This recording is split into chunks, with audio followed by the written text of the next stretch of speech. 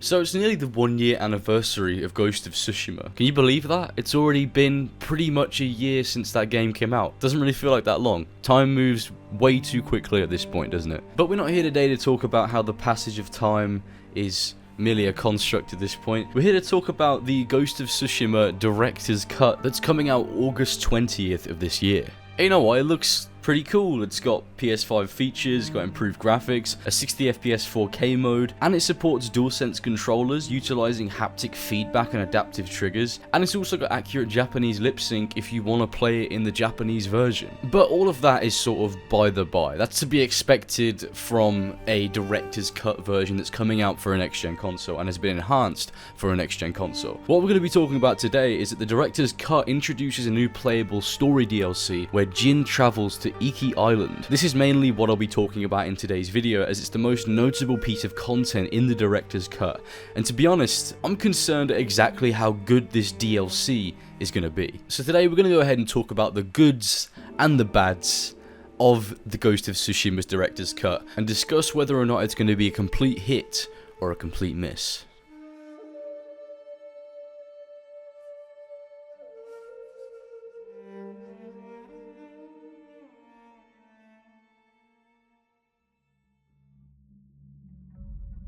The neighbouring island to Tsushima, Iki, was also invaded by the Mongols during the late 13th century. The new expansion will have Jin travel to Iki Island to investigate rumours of a Mongol presence over there. However, he finds himself caught up in events with deeply personal stakes that will force him to relive traumatic moments from his past. This actually sounds really interesting. I want nothing more than for Jin to have personal character development. Fair enough, in the base game he did have a lot of development as the Ghost, but there wasn't really much Jin in there. I know we had flashbacks and story about his father and whatnot, but I'd like to see Jin being a human and not a person who's caught up in a war. On top of this interesting premise, there's actually new characters, new activities, new armor, horse armor, and new enemies to fight, and apparently the whole DLC is 15 to 20 hours worth of content. Iki Island seems like it could be quite a fun little interesting expansion, and has the potential to be great if it can avoid one thing: filler.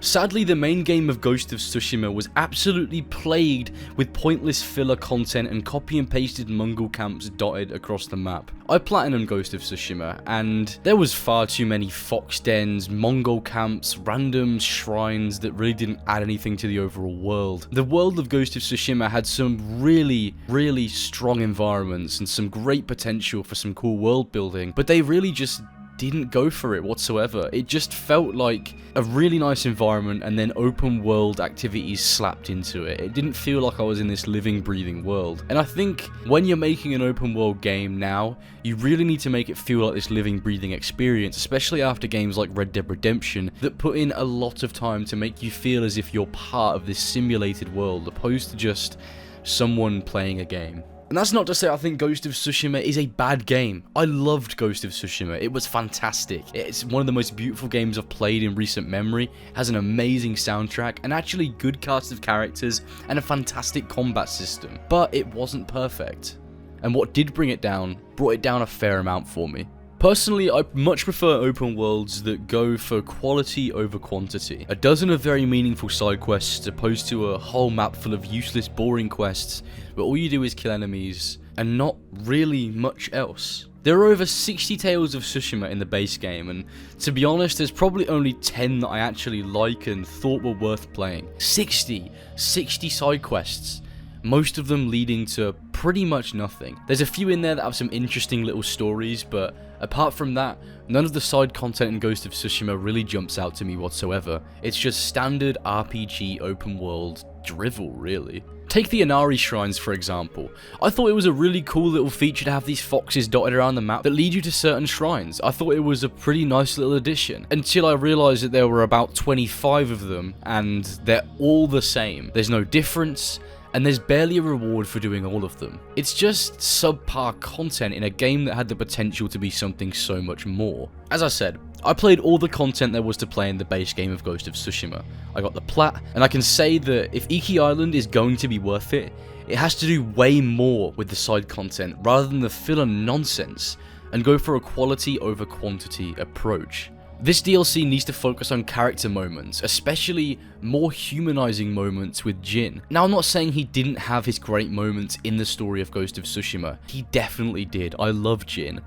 But I want to see more of the human side of him, opposed to the side of him that's at war with the Mongols and is just basically a machine for revenge. I'd like to see more of the human inside of him, if that makes any sense. More stuff like the scene where him and Yuna share that bottle of sake talking about their lives. I really liked that scene, and it showed way more of Jin being a normal person opposed to Jin being a samurai. And I know there was plenty of content in Ghost of Tsushima to sink your teeth into, but so many games nowadays are rated on how good they are based on how many hours you can get out of them. And so a lot of developers opt to make immensely bloated games just to justify the price tag, and that just won't do in my opinion. Games like the new Assassin's Creed games, awful, filled with just lots of filler content just to pad out the world so that people can praise it on how much content you can get out of it to justify the price tag. But in my opinion, an experience that sticks with you is much more worthwhile than a game that it takes 100 hours to complete. I just hope Iki Island trims away the fat of the base game and turns out to be this really nice, streamlined, enclosed experience that adds to the main story. And most importantly, the story of Jin Sakai. At this point we've established, yeah, the Mongols are bad, they're doing bad things, but if the DLC only emphasizes that more, then it's not worthwhile in my opinion. It has to add something more that the main game doesn't already do. And that's another thing. The Iki Island expansion takes place during the story of Ghost of Tsushima, not afterwards. Which leaves me wondering, why did Jin have the time to go to the neighbouring island even though his main goal was killing the Khan, a goal he seemed quite urgent on reaching through the entire story? I just hope with the introduction of this new DLC that it doesn't harm the pacing of the main story of Ghost of Tsushima. After all, it's a massive tangent for Jin to go on during the very urgent main story. A lot happens during the main story of Ghost of Tsushima, and there's a lot of pressing matters on Jin's mind, so I'm interested to see how they're going to justify him going over there. Obviously, we know that the reason why he goes there is because there's Mongols that also invade that island too, and people that need his help, but how are they going to justify him staying there? Is it just going to be another fight against a different Mongol leader, or is it actually going to be an interesting story that tells us a lot more about Jin as a character? I'm hoping for the latter, personally. Another concern I have is whether or not Jin is actually strong enough as a character to warrant an expansion for Ghost of Tsushima. Obviously, we're not going to have any sequel level character development during this DLC, because it takes place during the main game. All of the development that Jin has as a character happens by the end of the main story, so is Jin at his current point in Ghost of Tsushima's main story actually strong enough to carry his own DLC? I don't know, only time will tell. Don't get me wrong, I like Jin, and I like him for the purpose he serves, but he isn't the most interesting character we've had in recent years. It seems we only see one side of him during the story of Ghost of Tsushima, and I'd like for the Iki expansion to expand more on his personality. Let me know what you guys think about this in the comment section below, because I don't know if people feel the same way I do about Jin's character. Personally, I think Ghost of Tsushima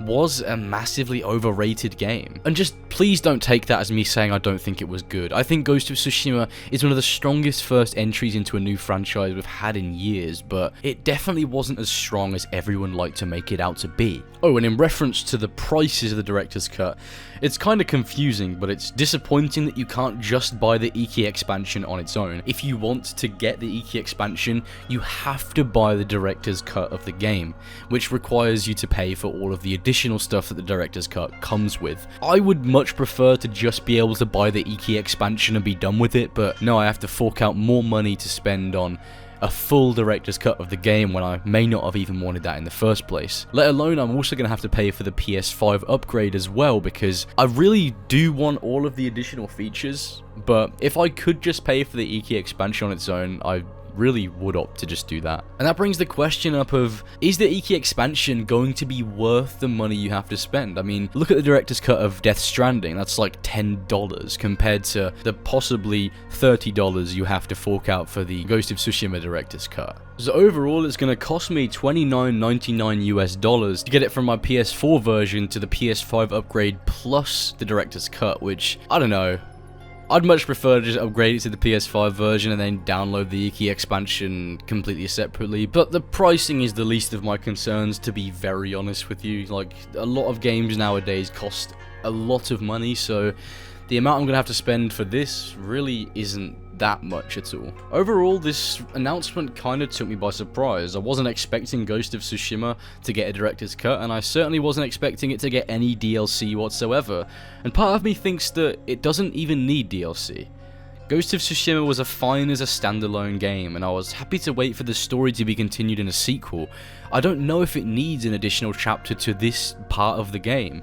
I would have happily waited for more Jin, more Ghost, and more gameplay in the sequel, but I guess the developers had other ideas. I'm still skeptical as to whether or not the director's cut will actually be worth it, and only time will tell, but I guess we'll find out on the 20th of August when it comes out, and I'll probably be streaming it when it comes out as well, because why the hell not? We might as well go into the experience together, and we can all make our own opinions at the same time. Anyway, let me know what you guys think in the comments section below of the Iki Island expansion and the director's cut in general. That's it from me. I'll see you guys in the next one, and until then, take care.